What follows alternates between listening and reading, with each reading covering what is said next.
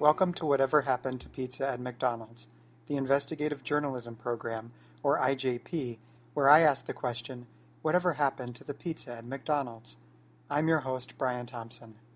Last week, I embarked on what I'm calling my quest to de-stress. In order to seek some much-needed respite from the rigors of my investigation, I inquired with a company that offers spiritual retreats deep in the remote desert. Little did I know that organizing such a retreat would be such an intensely personal endeavor. After my preliminary conversation with a representative from the company, I was contacted by what they call an angel guide, who would help me continue my journey into peacefulness and, hopefully, complete my quest. Hi, Brian. I'm an angel guide.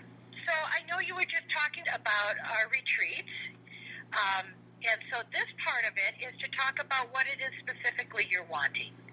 And it's from this conversation I'll be able to pull out the right sessions and the right practitioners that will really address your specific needs. Okay, perfect. Because we're all different. So a good place to start, Brian, really is why did you reach out? What's going on for you? Well, as I said before, I'm a journalist, and I've been conducting an investigation recently that has me stressed out because it doesn't seem to be going anywhere. I'm hitting a lot of brick walls. I'm investigating whatever happened to pizza at McDonald's. Do you remember when McDonald's served pizza? I don't. It was in the late 80s and into the mid-1990s, and possibly lasted even longer than that in different parts of the world, but McDonald's used to serve pizza, and they stopped for mysterious reasons, and I've been trying to get to the bottom of why, and I haven't been able to. So I think for my own health and my own wellness, I need to take a step back. I need to de-stress, and I need help with how I can do that. Okay, got it. Are you working on other stories while you're doing that?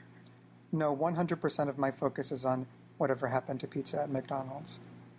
I'm just curious, what prompted that investigation? That's such a specific thing.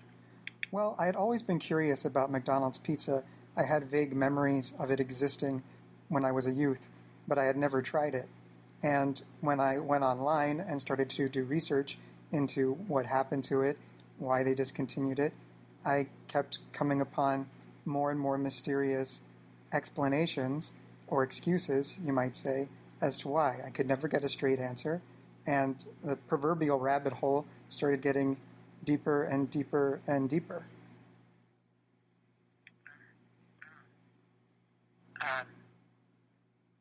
So are you wanting to just step back from the story and from the investigation? Yes, briefly, enough to reclaim my health. Okay. Do you have a good support team or group, or, do you have a relationship? I volunteer at a small animal hospice, so I have some coworkers there that I can rely upon for a shoulder to cry on, if you will. Uh-huh. And of course I have the people who I encounter in my investigation. Are they supportive? Some of them are, yes. Oh, okay. Do you think there's something shady that went on with the pizza thing? I can't say for certain. All I know is that it makes no sense to me that McDonald's would have such a slam dunk item on their menu and then suddenly choose to discontinue it. At first I thought that perhaps there was a nefarious reason that McDonald's themselves chose to discontinue pizza, and now I'm leaning towards the idea that possibly another company was threatened by McDonald's pizza and somehow used nefarious leverage to force them to remove pizza from their menu. But again, this is the investigation I'm conducting.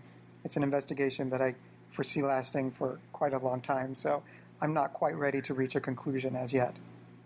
Well, thank you for sharing. I'm just curious. I'm a curious person, so that's so interesting. As am I. That's why I'm a journalist. Yeah, and of course that stuff goes on all the time. So, hey, Indeed. Are you in a relationship? I am in a relationship with my work. Okay. Great way to put it. Okay. Can you share with me a little bit about what it was like for you growing up? I had a fairly happy childhood. I was raised in Louisiana by an alligator farmer and his wife.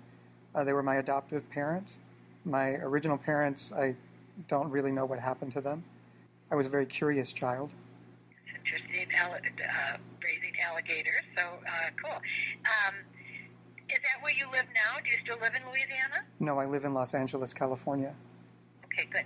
So if you came over, when you come, are you planning, have you thought this far ahead, are you planning on driving or flying in? I would most likely drive just because it leaves less of a paper trail. It does, definitely. Okay, and can you share with me a little bit about what your religious or spiritual beliefs are? I am currently a Christian. I used to not be religious at all, but in the course of my investigation, I called a spiritual advice line just in case I might be able to receive some help from a higher power, and I believe I've been converted to Christianity. I believe in Jesus and his mother Mary. Okay, and then I'm going to ask you some questions we ask everybody. Nothing personal. Don't take anything personal. It's just part of our process. Have you ever been a victim of physical or sexual abuse? Not that I'm aware of. Okay. Do you suspect there was something in early years? Not to the point where I'm conducting an investigation into it. Okay, I just, again, I need to investigate over here. I understand. And how much alcohol would you say that you consume on a daily or weekly basis? I consume approximately 1 drink per 3 months. Good. You sound very healthy. I like to keep my mind clear. Uh-huh. Very good. Well, gosh, Brian, you seem like a really good fit for what we do. Thank you. The next step here for me is to design your retreat and share with you then the sessions that I think would be good for you. I see. Specifically, what activities do you have in mind for someone in my situation? That's what I'm going to do, and I don't want to jump into it and then not be clear. So I'm going to design the retreat, and I'll pull out. I'll get the sessions and line them up, and then I'll call you back and share with you what they're actually going to do. So I'm going to kind of get clear and quiet myself, and pull out the right ones. And to be having this new relationship with Jesus is awesome. And we don't have any proselytation or anything like that. We are all about connecting you with your own internal wisdom. I wouldn't go so far as to say that I have a relationship with Jesus, but I do believe that he exists and his mother Mary exists. Yes. Well, that's what I meant. Okay. Just that, because isn't that a relatively new belief? Yes, within the last several months. Yeah. So I just was referring to the that it's new for you, and it's cool. I mean, it's a good thing, Jesus and Mary, they're the two archetypes of the masculine and the feminine, and they're very important. Oh, really? What do you mean by that? You mean when I said the archetypes? Yes. Well, Mary represents the feminine, right? Mothers, women,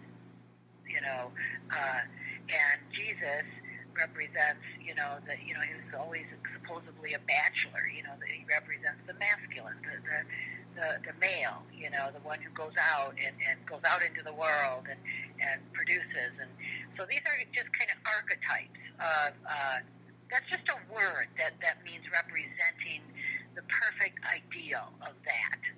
So Mary really does represent that perfect ideal of woman. I see. Well, that makes perfect sense. Yeah, of unconditional love, and Jesus represents the male, the producer, the one who goes out there and gets things done and preaches and creates. So anyway. Well, I believe that men and women are equal in every way. Awesome. Have you done much delving into, any kind of counseling? Have you ever done any kind of counseling or seen a therapist or anything like that? No, I haven't. I don't believe I have any sort of mental problems. Mm-hmm. What do you want to leave here with? That's a very good question. Let me ponder it. Okay. I Well, believe why I would don't you want to ponder be... that? Oh, excuse me? Go ahead. I No, believe go ahead. I'm sorry. I didn't. I believe I would want to feel re-energized. I would want to feel motivated to continue my investigation, and I would want to feel less frustrated with the roadblocks that I've encountered along the way. Okay, awesome. Those are really wonderful and doable. So, Brian, are you available to talk again in the next 10 minutes? I'm going to just get quiet, pull out the sessions that I think are priority, with the budget in mind, and then I'll share them with you, and then you'll have more information. Yes, I am. Okay, perfect. So I'll call you back in a few minutes. Okay, thank you. All right, thank you. Goodbye. Bye. Next week, the conclusion of my quest to de-stress. Today's episode of Whatever Happened to Pizza at McDonald's is brought to you by Postmates. Do you wish someone would bring you something? It is an excellent way to make a friend. Tell your Postmate what you would like them to bring you, and they will do it. Yes, they are being paid. Yes, they will expect a tip. But nothing is stopping you from asking if your Postmate would like to take the relationship to the next level. Postmates. It's worth a try. Do you know what happened to pizza at McDonald's? Do you remember it? Please send all correspondence to pizzaatmcdonalds@gmail.com, to our Twitter page at pizzaatmcd's, or through Facebook at facebook.com/pizzaatmcd's. Subscribe to our IJP on Apple Podcasts, and if you like the show, consider leaving a review. To provide financial support, visit patreon.com/pizzaatmcd's. I'm Brian Thompson.